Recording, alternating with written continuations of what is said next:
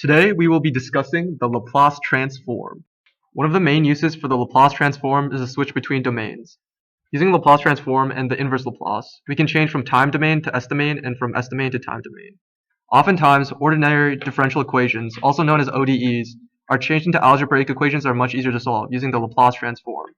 Once the system is solved, the answer can be changed back to the t domain by using an inverse Laplace. The inverse Laplace has many different uses. One of the main uses for Laplace transforms is the method that we just discussed to change an ODE into an algebraic equation and solve it. Additionally, convolution in the S domain is equivalent to multiplication in the time domain. Therefore, it is often much easier to do convolution using a Laplace transform. Furthermore, as we will discuss later on, the Laplace transform can be also used to characterize a system's Bioe stability.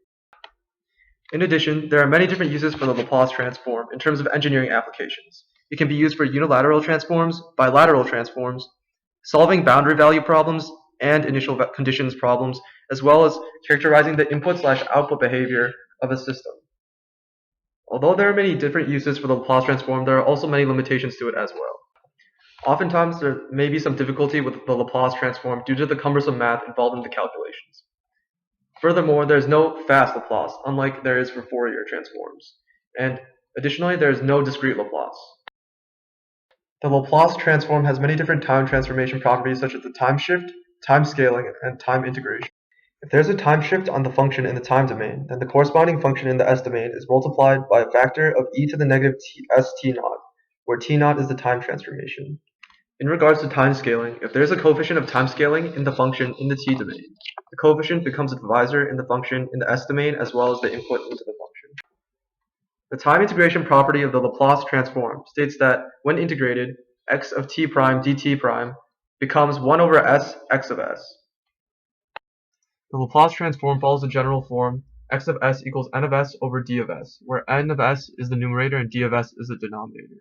The zeros of the system are represented by the roots of n of s, whereas the poles are represented by the roots of d of s, both of which can be used to determine the Bioe stability of a system, as well as define digital signals. By plotting poles on the x-axis and zeros on the y-axis, we can determine whether or not the system is Bioe stable. If the system is Bioe stable, there will only be points graphed within the left half of this graph. Our research paper focused on diffuse optical tomography, or DOT.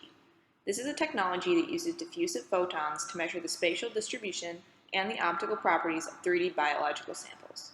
The conventional method for DOT is high in time resolution, but is limited by low dynamic range and temporal nonlinearity. It also has very slow data acquisition speed.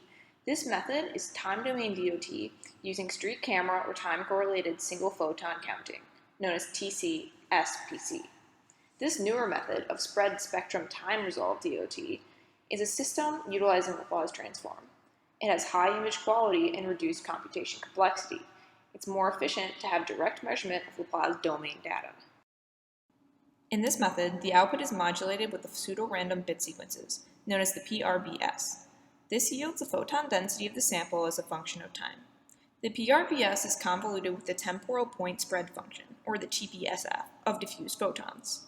This yields an approximation of the original TPSF with a time delay, and allows us to obtain the entire spectrum of the system point by point. Next, the Mach-Zehnder modulator, or the MZM, modulates the intensity of the light received. This is used for further analysis. To obtain the Laplace transform depth directly, a PRBS generator sends a signal through two separate low-pass filters that reshape the signal. The part that passes through the first filter enters the Mach-Zehnder modulator along with light emitted from the laser diode. The modulator then splits the light, which is directed through a sample of interest, such as tissue, and the information is read and resent as a signal that reconverges with the part that passes through the second filter. The method uses a variation of the Laplace transform equation, which is f of s equals the integral from 0 to infinity of f of t multiplied with e to the negative st dt. For their two equations, the f of t is actually g of t convolved with h of t, which are the temporal point spread function of diffusive light and autocorrelation function of PRBS respectively. And they use S1 and S2, which are 1 over tau 1 and negative 1 over tau 2 respectively, where tau 1 and tau 2 can be controlled electronically.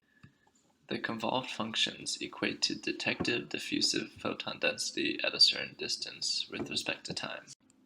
For S1, the first filter is enabled and the second is bypassed, and the demodulated signal is the Laplace transform of the temporal point spread function with S1. S2 is the same, except the second filter is enabled this time and the first one is bypassed.